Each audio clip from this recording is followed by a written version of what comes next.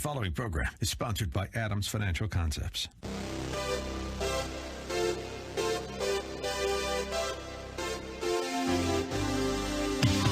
Welcome to About Money, a different approach to investing you won't hear anywhere else. Your host, Mike Adams, is a registered investment advisor and works with investment portfolios exceeding over $100,000 in net worth and has a proven track record of managing long-term investments, surpassing the markets in the long term. The information shared in the following program is for educational purposes only, and any investment advice given may not be suitable for all investors. And now, here's Mike. And it's Saturday, and we're going to be talking about the answer about money. That's where we are today. So I licensed as a stockbroker in 1986. And like all stockbrokers back then, it was just before the crash of 87. We were stockbrokers. Stockbrokers had a bad name coming out of 1987. They wanted to change the name they called us. So we became financial consultants, we became financial advisors. But back then we were stockbrokers. And back in the 1980s and into the 90s was a very different time. We used to call complete strangers. Used to go through a reverse directory. Used to pick out names or through a book. I used a book of manufacturers. Used to cold call complete strangers. And I used to have a sheet that I did every day. It had the numbers from 1 to 100. It had 10 different rows. Each row had 10 numbers in it. Every time I made a dial, I would put a / through the number. So as I went through the day, I made dial after dial after dial and slashed one of those numbers. And every time I got a potential client, a potential prospect, I made a reverse slash. So I was collecting the numbers. So I had X's on the paper. I had /, I had X's.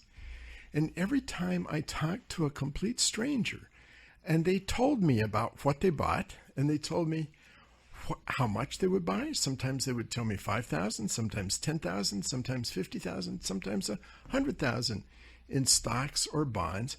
That person became a prospect and they became a circle. Complete strangers on their home telephone talking to another complete stranger who just represented himself or herself, as there were some women stockbrokers as well, just representing us as being members of a brokerage firm. And they'd give out all that information.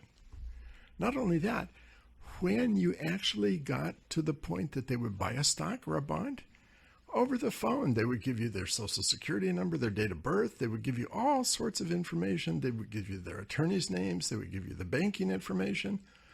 All that to a complete stranger on the phone. Think about that. That's how the 80s and the 90s rolled. And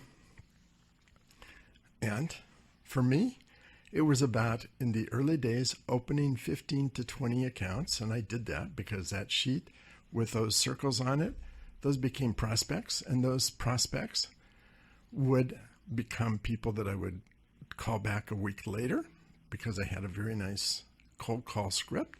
I would call back a week later and I would try to get them to buy a bond or a stock or whatever it was. So that's the way it operated. It was a very different time than it is today. Life's changed, and finding new clients has changed. It's not about prospecting like we used to do. Something has really happened. And the big news is, as it's become in somewhat ways easier, it's become more dangerous for a lot of people. The internet has provided additional avenues of finding clients. But the internet has also provided cybersecurity and cyber hacking. One of the biggest news stories in the last year has been the number of cyber hacking that's happened. Twitter just happened this week. Capital One had 100 million Americans. They gave up their social security numbers, they gave up addresses, they gave up all that information we used to get as a stranger on the phone. They give it up in one blow to hackers. 100 million names. American collection agency. 22 million doctors subscribed to that and put their records into that. And for 8 months, somebody had hacked in. For 8 months, collected information on 855 million records, going back to 2003. Yahoo was hacked this year, 3 billion people. Facebook, 540 million records, 540 million Facebook users hacked. Marriott, 500 million. And those were just the big ones. So far this year, through the end of July, we don't even have the stats for the end of August. 3,800 hacks. 3,800. It's up 54% this year. Very, very different from when I started in the business back in 1986, when people would pick up their home phone and give you all that information. Today, of course, there's a lot of prevention on the phone, but there's still a lot of hacking going on. Last year, or earlier this year, I was at the National Association of Pension Advisors conference. Drew in 1,200 or 1,300 advisors who were doing 401ks and pension plans. And the biggest convention for pension advisors there is. And one of the persons who spoke, one of the keynote speakers, was a guy by the name of Kevin Mitnick. He self-described himself as the world's most famous hacker.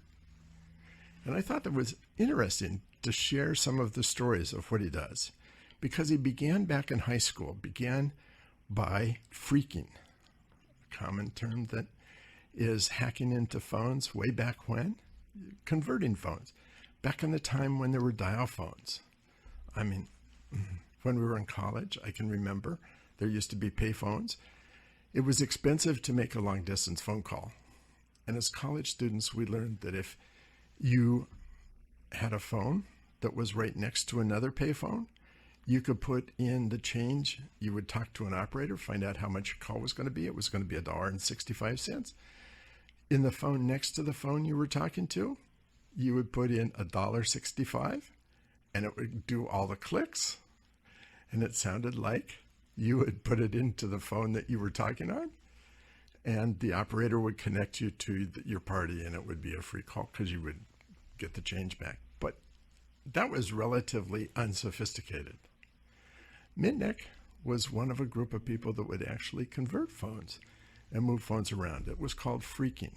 And it wasn't just Mitnick. It was people like Steve Jobs, Bill Gates, Paul Allen, so he said. All those people were doing phreaking. That's how he got his start. But in high school, he took a computer class where he learned that he could get in and hack into the school system and change his grade. And when the professor found out that he changed his grade, the professor didn't discipline him. The professor was really excited about his skills, about hacking into the system. So that began his career of becoming a hacker. So he talked about what's begun to change. That was back when people would hack into computers, and they still hack into computers. And you're going to hear from my guest today, who's going to talk about some of the cyber security, something that is well worth doing. But more about Mitnick. He talks about social engineering. This is a form of hacking that's very different because it depends upon influence, deception, manipulation, and it's designed to convince someone to compromise an entire computer network. And he used 2 examples. And I'm going to share the examples, and if I get them right, I get them right. If I get a little bit wrong. But he wanted to steal the design and the software which powered the Motorola phone. Think about that. The phone you use is right now has all those capabilities. He wanted to steal the entire software for the Motorola phone. Now, Motorola is headquartered in Chicago. So what he did is he went into LinkedIn and he began to peruse and found Motorola employees. He found a junior IT person in Louisville.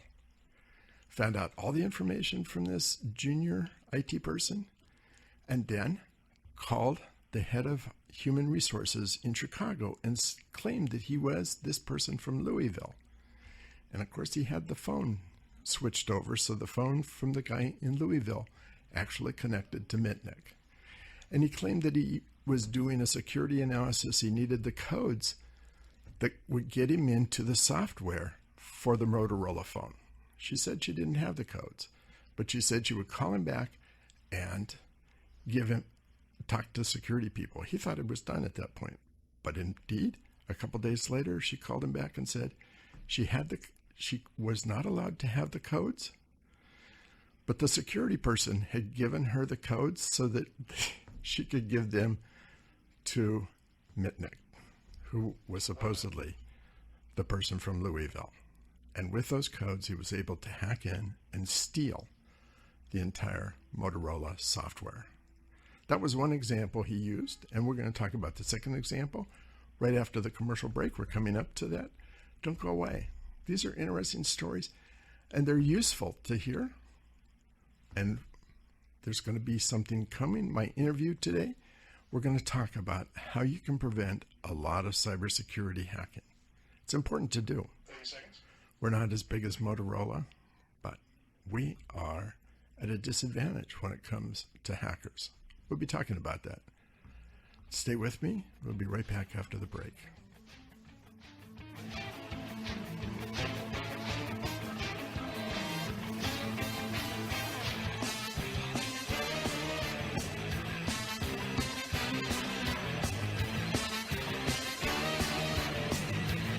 More about money coming up with Mike Adams on AM 1590, The Answer. For more information, click on adamsfinancialconcepts.com. About Money continues. Remember the website, adamsfinancialconcepts.com. Here's Mike. So I've been talking about social engineering into a computer system, of finding someone, manipulating someone, influencing someone to give access into the computer system. You know, with all the security you can install, you cannot install a patch against a stupid action. You know, there's no patch for stupidity. I was talking about Kevin Mitnick, who was proclaimed himself the world's most famous hacker. And I gave you an example. I'm going to give you another example because he talked about being hired to break into a banking system. And to break into that banking system, the bank was housed in a high-rise. So he called the real estate agent, said that he wanted to lease an office in the high-rise. Real estate agent met him at the high-rise, introduced him to building management. Building management, of course, had an access key that had access to all the floors. And the bank floors were locked off. You had to have an access key. But as he walked around with the bank manager or the building management, he was able to duplicate because he had a device in his pocket that would duplicate the access key. So now he had a key to every single floor in that building. But now what he needed was a key to the particular bank officer's office. So he used the key to get up to the banker's floor, the executive floor. And then he went into the bathroom, and there was a banker that came into the bathroom, and as they were standing at the urinals, he copied his access key. He had this device that will copy up to 3 feet, copy the access key. So now he had access to the building, he had access to every floor, he had access to the banker's office.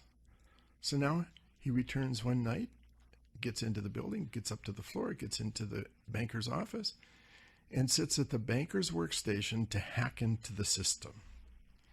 All those things happen. Even the cords that plug into the computer sometimes can be set up to put a Trojan into the computer that can later be used to hack in. Those are huge examples in huge companies, and most people listening to this program are probably not major companies, small companies. 15 people, 20 people, 100 people, 150, 200 people. Still, this year, 3,800 companies were hacked. ransomware, all the hacking that went on, shut down manufacturing plants, all that went on, and the hacking is up 54% this year. It's a huge thing in cybersecurity. I live in a financial services business, and with the name of financial in our name, Adams Financial Concepts, we get attacked on a regular basis. Go to compliance conferences once a year, and every once in a while the SEC office, the enforcement people are there. And I can remember one of the recent ones where they ask the audience how many people have been hacked, and about half the people raised their hands. And what he said is, the other half that didn't raise their hand, you've been hacked, you just don't know. It just is a matter of everyday life. It's a matter that you just have to deal with. In our case, we had even our website. Somebody hacked in and changed the script on the website. For me, from the beginning, I did not want our website to be a portal to client accounts, and so there was no information that was gained by changing the script in our website. But now we have hired somebody that has to watch over our website to see if any script is changed, we get alerted. I mean, all these things have to go on. All these security things have to take effect. You know, that's the lead in to my guest today. I want to introduce today, my guest is Frances Dewing of Rubica. Welcome to the program, Frances. Thank you for inviting me.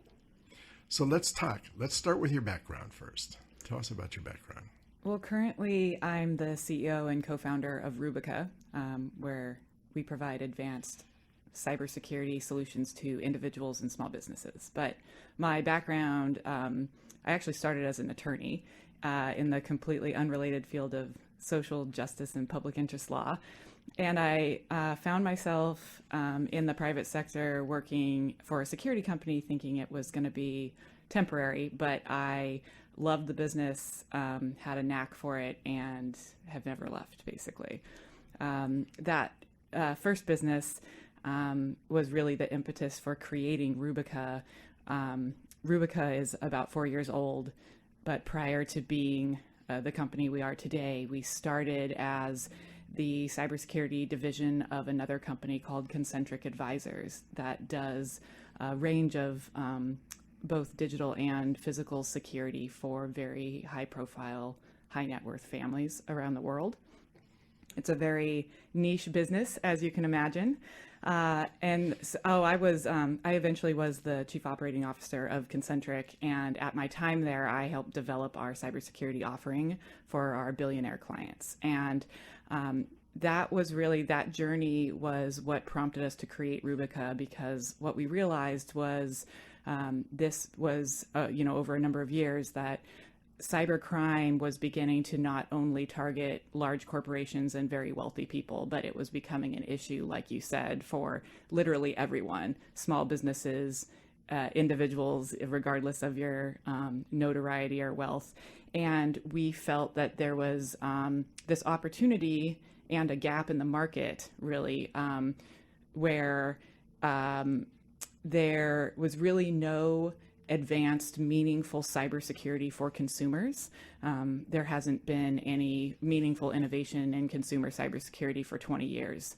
Antivirus, unfortunately, just doesn't cut it anymore. And we saw this, more sophisticated, adaptive cybercrime trend moving down the economic ladder, and this need for something more advanced, but also designed specifically for the individual. The other issue that we saw was that most of the innovation in cybersecurity as an industry is focused on enterprise and government and selling and creating services for those industries. And, the people who are missing out are, again, the small businesses, the mom and pop shops, the individuals in their personal lives. And so what, our mission was to take this billionaire grade service and make it available to the masses in an affordable way, but also a usable way, understanding that most of us are not technical people. We don't have degrees in cybersecurity, yet it's become something that every person needs in their life. And it is something that we deal with on an everyday basis.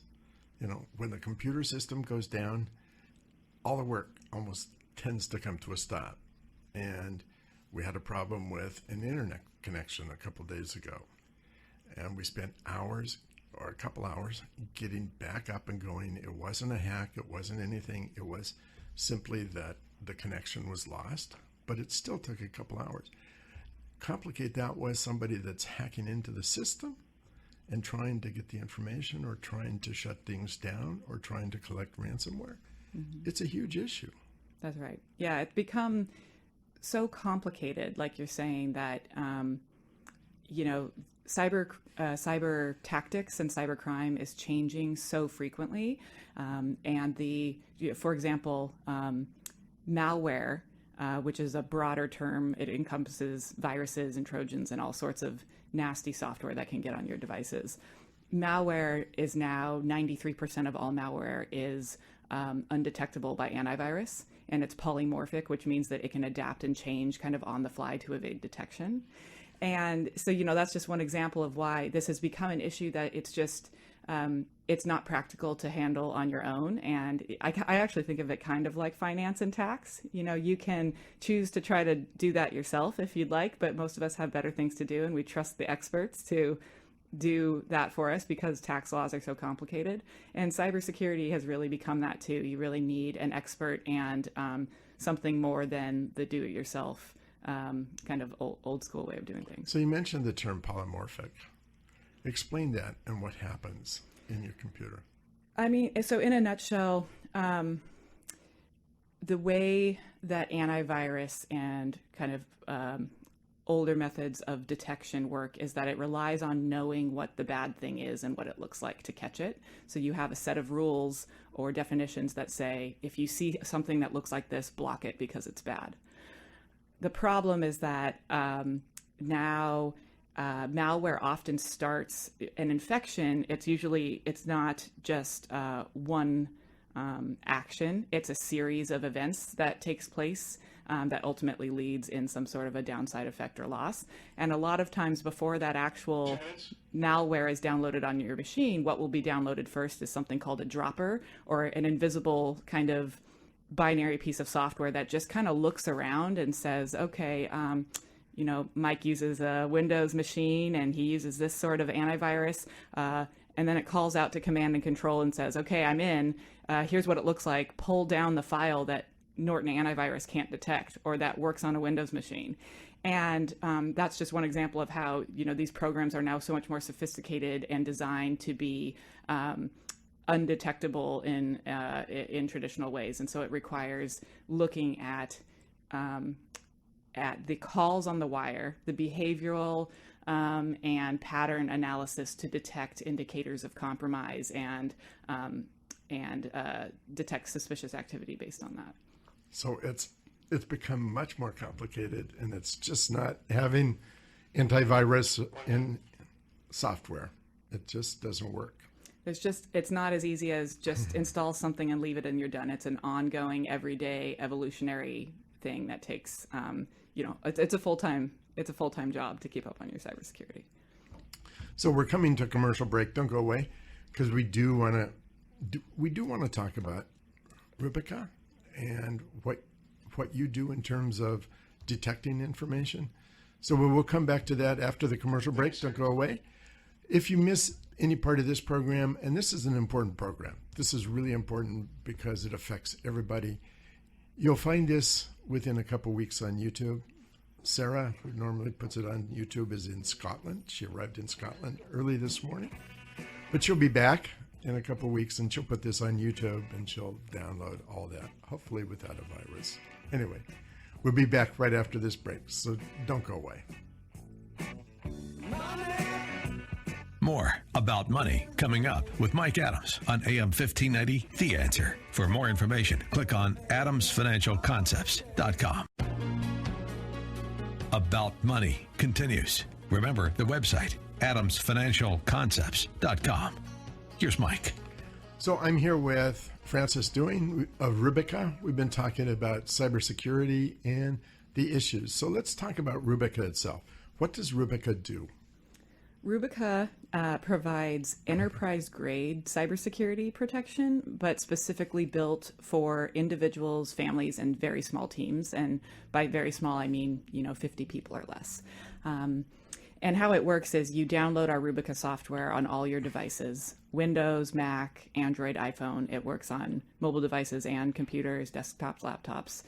And it creates a VPN connection to our security stack, which is monitored by human analysts. Explain VPN. Right. So essentially what this does is VPN is a virtual private network. It secures your connection to the internet. It encrypts your connection. So if you're using, Starbucks Wi-Fi or airport Wi-Fi or a shared office space, it makes sure that nobody can intercept your browsing traffic when you're online. But in addition to that, we have a full security stack that automatically protects your devices from everything from malware, phishing, crypto mining, browser hijacking. There's a number of different categories. We have several million rule sets, and our analysts are constantly threat hunting for new and emerging sets to feed back into the system. So basically what that means that you get, just with the one Rubica app on your devices, you can then connect securely from anywhere in the world on any network, Wi-Fi or cell. You could, no matter what you're doing online, your internet protection is connected, and your devices are protected from all the nasty things out there that you might run into. Thirdly, I'm sorry, go ahead. So I want to come back to that because I will, when I'm traveling, I will work on the airplane, and I will connect to the internet on the airplane. I'm sitting in waiting for boarding the airplane. I will sit there in the airport, and I will work on the internet, download things, send emails, check emails. When I'm out and about sometimes, I will connect to the internet. All those are dangerous things, right? Yes, but I would say they are also just practical in terms of our modern work life. And that's specifically how we've designed cybersecurity, is not to get you to change those behaviors, because, we're all mobile workers now. It's just to enable you to do those things safely. And that's the purpose of the VPN. The VPN plus the security stack. Okay. Mm-hmm. So tell us more about the security stack. So the security stack is, essentially made up of a stack of automated tools that are constantly evolving and adapting based on the threat hunting that our human cyber analysts do. And the polymorphic malware, like I was talking about before, that's the kind of thing that if that malware is changing every day, it's very difficult to write an automated rule to block that. But our analysts can do behavioral and anomaly analytics on the data going back and forth to your device to detect indicators of suspicious activity and be able to detect and remediate and block things in real time. So it's, rather than relying just on tools and technology, it encompasses this kind of human contextual piece. And really what we're doing is taking what's known to be best-in-class methodologies for cybersecurity that have previously only been available to large enterprise and government. And we've made it available to consumers and small business by creating basically a user interface and a customer service side that allows you as a non-technical user to be able to have access to these things that previously you had to have a technical degree to manage alerts and dashboards of. So at Adams Financial Concepts, we were hacked. And I have two computers sitting on my desk. One, I have all the client information, and one, I have one that I do a lot of work on. And I don't connect the two computers. I use a thumb drive when I want to transfer information from one to the other. And when we were hacked, I was actually trying to transfer information, download to the thumb drive, and something didn't seem right, so I called the IT guy. What you're saying is you would detect something if that was going on, and what sort of an alert would happen? What would happen to say you've been hacked? Right.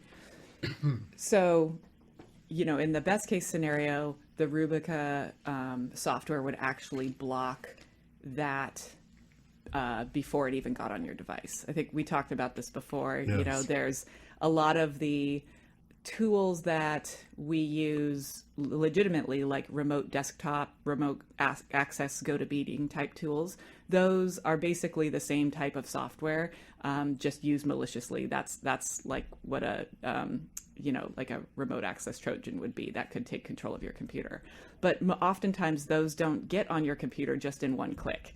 It's the series of things. It's the dropper that's downloaded first that calls back to command and control, that pulls down something else, that does another thing. And so the idea of having Rubica's ongoing threat detection is to be able to catch this earlier than when you may have luckily caught it. But there's also that, I think the thing that I haven't talked about is the other piece of Rubica's service that we have is that you have someone to call.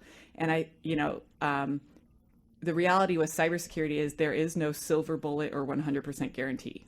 There is early detection and remediation is the name of the game. But most of us in the small business world don't even have someone to call if something happens. You luckily had an IT guy who was savvy enough to help you. Most people have to call their most tech savvy friend or relative. And so the other kind of safety net and layer of defense that Rubica provides is experts on call 24/7 for anything that you need, proactive or reactive. So this whole service must cost thousands of dollars, right? You would think so, but we are adamant at making this affordable for everybody. So we have different, we run a monthly subscription model. That's a monthly subscription based on the number of users. And if you want all the bells and whistles, that can be hundreds of dollars a month, but it starts as low as $10 a month. And so what do you get for $10 a month? You get the exact same technical stack of software. You get the Rubica software on all your devices that provides you that protected VPN connection and security stack. You would end up paying extra for remediation and some of the on-call kind of concierge service pieces, but the core of the technical protection, everybody gets that. And that's just $10 per device. Per person, actually. Per person. Yep. Oh, so I have two computers on my desk. I have the Surface. I have a phone. That's right. We want to $10 for all four. We want to encourage you to have Rubica on all your devices because our approach is to protect you no matter where you are online. And that means we need to be, whatever device you use online is your vehicle to online. So we want you to be encouraged to put that everywhere. That's awesome. So this is the first week I've met you, but I can tell you that we will be doing Rubica. It's the best service I've ever seen. And it's something that for the listeners, I would recommend that you go and contact Rubica. How can they do that? You can go to our website, rubica.com. It's rubica.com. We have an excellent customer support service team that you can also call up. Our number's online on our homepage. And we're happy to do phone consultations and answer any questions that you have, if you want to try before you buy. That's awesome. It's a great, great service, and it's so very important. It is happening to everybody, and the number of hacks has migrated down to individuals.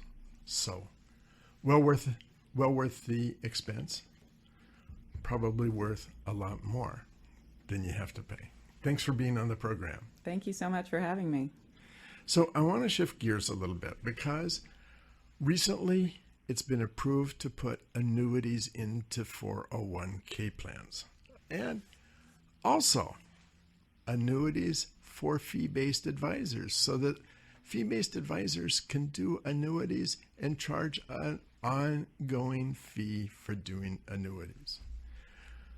You probably heard the ad. If you watch CNBC, you probably heard the Ken Fisher ad that he would rather die than sell somebody an annuity. I wouldn't go quite that far, but I'm not far away from that.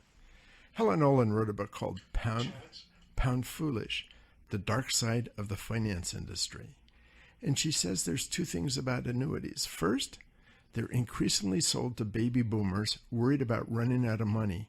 And second, they're so complicated, so difficult to understand, so many financial penalties that people do not understand what they're getting. I find that very, very true. We're coming to a commercial break, and when we come back from the commercial break, I'm going to talk about annuities because I would not rather die than sell an annuity, but I think that they have a very, very limited use, and they just have to be for the right person. We're seeing insurance companies push these things, and brokerage firms push these things to a whole lot of people who really don't need, shouldn't have, and shouldn't ever think about doing an annuity. But that's coming after the commercial break. Don't go away. And if you miss some of these programs, you can find them on our website. We do a podcast on our website. You can find them on YouTube. We try to be ahead of the curve instead of behind the curve. We try to bring you information like Rubica today, information that can really assist you, help you, and let you know what's going on. 3,800 hacks so far this year that we know about, and there must be thousands that we know nothing about. So tune in, stay with us, check out the website, and check out the YouTube previous shows. Try to stay ahead of the curve, give you insight into what's going on. Be right back after this commercial break. Don't go away.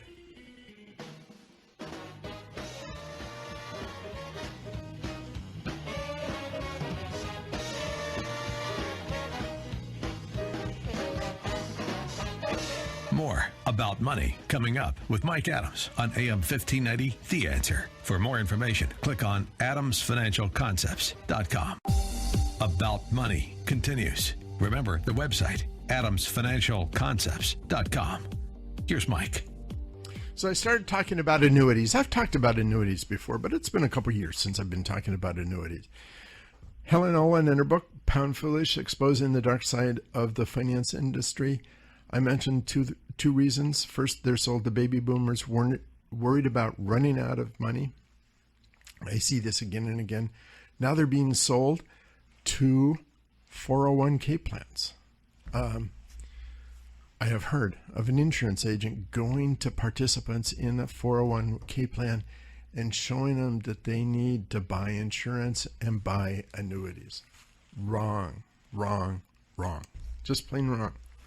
Annuities, according to Helen Olin, and I agree, and I'm sure there's other people that agree, they're sold for one and only one reason, and that's to make money for financial advisors. It's rarely in the best interest of the client, and there are a few that need it. I had a relative once who, his father died. They took the proceeds from selling the house, and they blew through the proceeds in 2 years. He then got a settlement from the government for an accident that was caused by the government. Got a big settlement, talked to me about managing the money, and I said the best thing he could do is to do an annuity, because I knew as soon as that money was sitting there, it would burn a hole in their pocket, that they would spend it, and within 2 years, that would be gone too. But that's a case where an annuity makes sense. But there's very few cases like that. Most of the time, annuities are sold on the basis of a free lunch or a free dinner. And they're a hard sell. You know, some agents earn as much as 14% commission to sell those. The rates of 8 to 10% on an annuity are more common. And they're all sold in the same way. The idea is to bring people together for a lunch.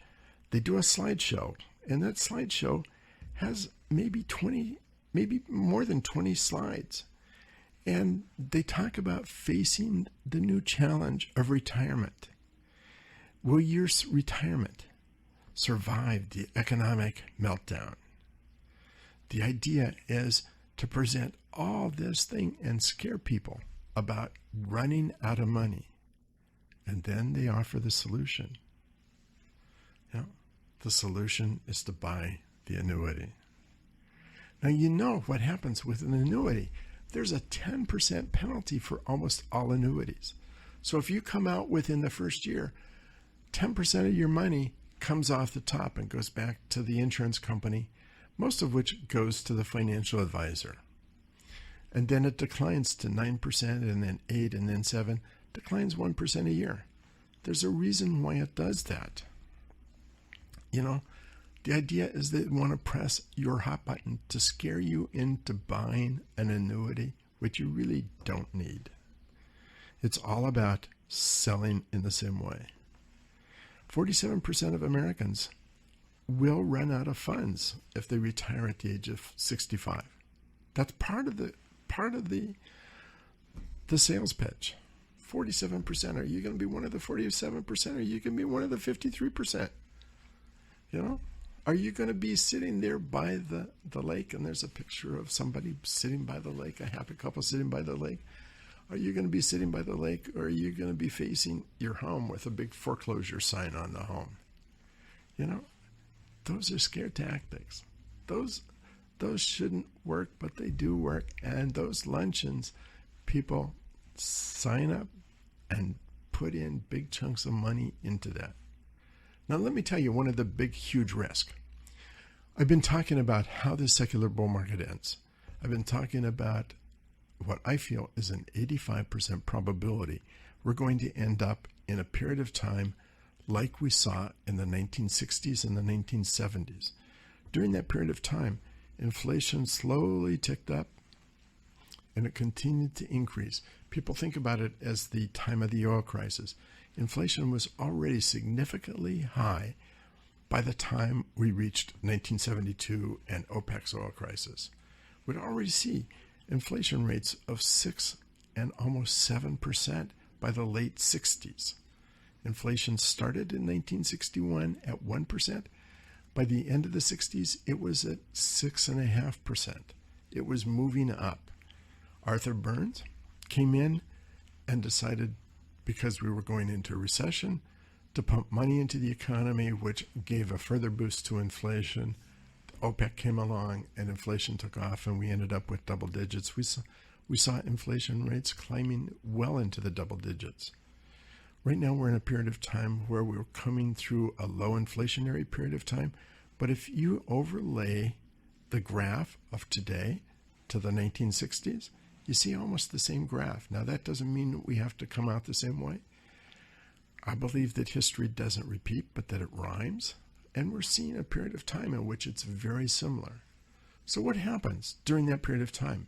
If you have fixed income coming in from an annuity, you've invested $400,000 or $800,000 into an annuity, you have a fixed income coming out of that annuity. What happens? You continue to get the same payment. But you know what? That payment won't go as far anymore. From 1961 to 1979, the dollar lost 70% of its purchasing power. So a dollar in 1961 would buy 3.5 times what it would buy in 1979. Now think, if you're on a fixed income, can you afford to lose 70% of your income? That's what an annuity will do. Oh yeah, there's a little bit of interest, so it's offset a little bit with the interest. But even at 5 and 6% interest coming out, you're not in good shape. They save you from a complete collapse, but what are the chances we're going to have a complete collapse of the system? And if we have a complete collapse, are you sure that the annuity is going to pay off? There've been, the insurance industry has gotten an agreement from the Securities and Exchange Commission and the government to say that your money is guaranteed. There are insurance companies that have sold annuities that have gone broke. Lived through the 80s and the 90s when that happened to a number of companies. And the individuals that held those policies, they eventually got their money out, but it could be stretched out, it could be cut in half or to a quarter of what they normally got, and stretched out over a much longer period of time. It was not a pretty picture to see what happened when insurance companies didn't deliver on their annuities. That's all going on. I'm not at the point where I would say I would rather die than sell an annuity. There's some people that need it. To those people, I refer to someone else. I don't sell annuities. I never will sell an annuity. I won't. I just believe that most people who need an annuity are very few and far between. And the annuities, the people who really do well with an annuity are financial advisors. That's the one person that does well with an annuity. They're like chocolate-covered hand grenades. They sound so wonderful, but man, they're going to blow up. Don't be part of that. If you have an annuity, get out of it. I've had several people that have had annuities. They come to me, they open an account, they get out of the annuity. They're far better off after a couple of years, even taking the surrender charge. It's much better to do. Don't get caught. Anyway, that wraps it up for today. Don't forget to check out Rubica. It's a very important aspect of what you do. Individuals, businesses, you should have it. I will be back next Saturday to talk more about money.